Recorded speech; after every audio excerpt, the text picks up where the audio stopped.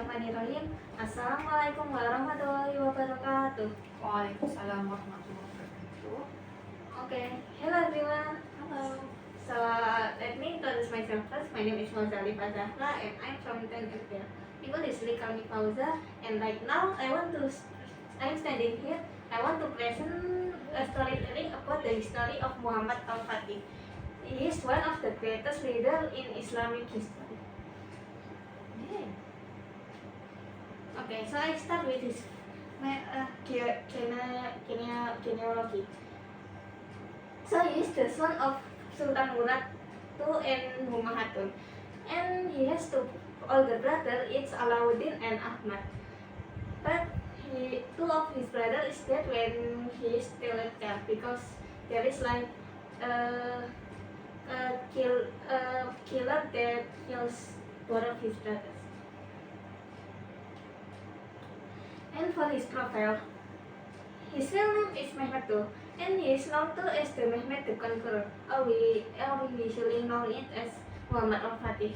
And he is the direct descendant of the sultans. He is the seven sultans of the Turkey Utsmani, and he studies so many things. He is teached by the top scholars. He studies military strategy and science and language and more. And his most teachers that is known is Sheikh Ab Shamsuddin.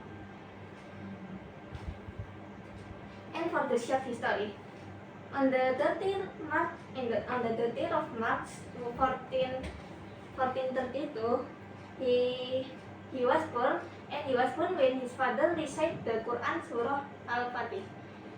And then on the year 1451, Mehmed II ascended the throne. He ascended the throne at the age of 19, but this is not the first time he ascended the throne. The first time he ascended the throne is at the age when he is 17. But he go down and then he get the throne again when he is 19. And then on the year of 1452, Mehmed II built the Rumeli Hisari Fortress. Rumeli Hisari Fortress is the fortress that was built to block the reinforcement for Constantinople, especially the reinforcement from the Genoa. And then on the year 1453, Mehmed II will start to siege the Constantinople, and this it lasts about 3 until 4 weeks. It's almost a month. And then on the 29th of May 1453, the Constantinople is conquered by Mehmed II, and the Constantinople becomes Istanbul. And then Mehmed II is died on the date of the May year 1481. Okay, so from all of his effort, he has so many struggles, and the struggles is the first is the city's formidable defense, and the city's formidable defense is the Theodosian Wall. Theodosian Wall is start from the city, and then after the city there is the inner wall, and is the main wall to protect the city. And after the inner wall there is the killing zone, so where they fight in the killing zone, and the outer wall is. And after the outer wall there is a moat, and the moat is very deep. And then the third one his struggle is the fortress on the Golden Horn. For those who don't know the Golden Horn is like a river, and around the river is there is a fortress, and the fortress is the chain that block all of the ships to get into the Constantinople. And the fortress on the Golden Horn is make the limited naval offensive strategy. And for the achievement is he conquered the Constantinople on the year 1453, and then he changed the Constantinople name and function. For example, he changed the Constantinople into the Istanbul, and then the Hagia Sophia, at first it was a church, and then it changed to be a mosque.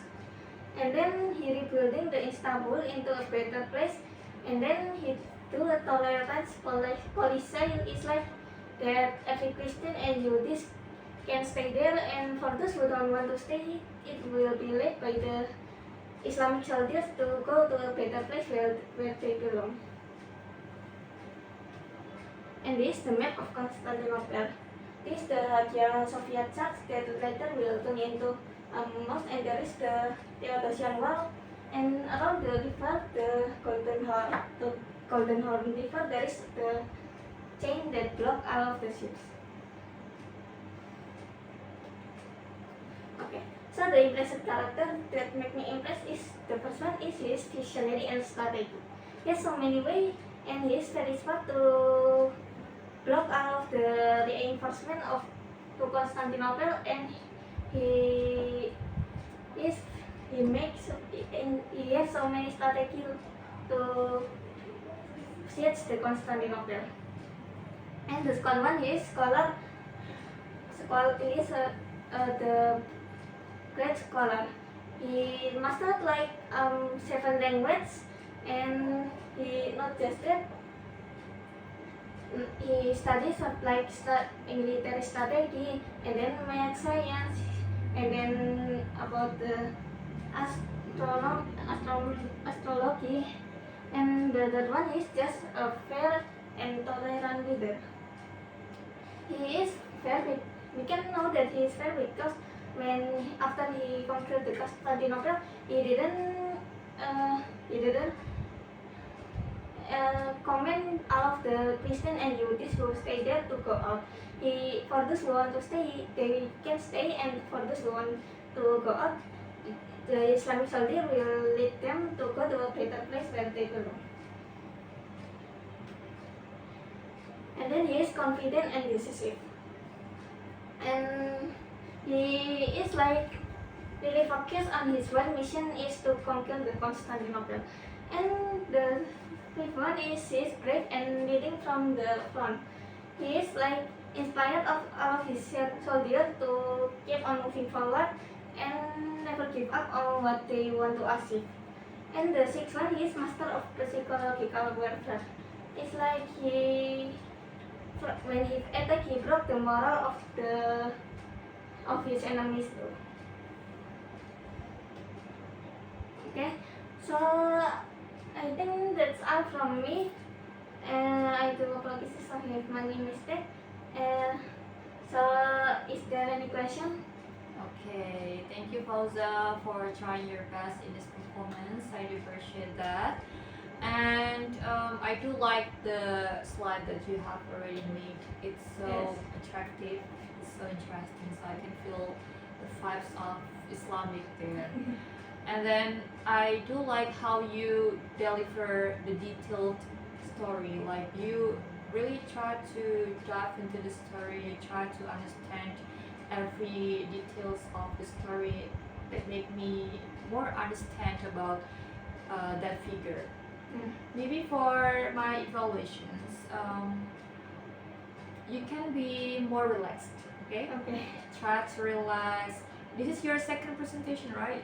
Okay. Your second presentations, and in the previous one you had IT project presentations. Yes. Which one do you think is better? I mean, like, you feel nervous more in this performance or in the previous one? In the last project, then this In the one. previous Because, one. I really understand the story, so I'm not feeling too nervous. Okay, and I feel that too. I feel like in the previous presentations you were very nervous, like trembling, and you That's can control your. You can still control your speaking, but you can't control your trembling. But right now, I think it's getting better. That's totally fine. It's a learning process, and I'm sure that you can be a better speaker in the next presentations. Okay. And then again for the accents, I think your Yes. accent is getting better than in the beginning when you had just When I come here. came in. Yes, you Yeah. just come here. I heard that you were very madok. I'm so sorry to say that you're very madok in the beginning of my class, but right now you can try to control it. I mean, it's getting better. Even if I still listen to your accent is still medok, but Yes. just keep improving, okay? Okay. Keep improving your accent. You know Amada, right? She was Yes. very medok at the moment, but now she can change her accent, and I do hope that you can do it too. Okay? Okay. Good job, Hamza. I think I don't have any questions. Okay. Okay, so that's all from me. Thank you for listening to my presentation and storytelling. I do apologize if I have any mistake. Plus I say, wassalamualaikum warahmatullahi wabarakatuh. Waalaikumsalam. I do apologize. Okay. Yeah.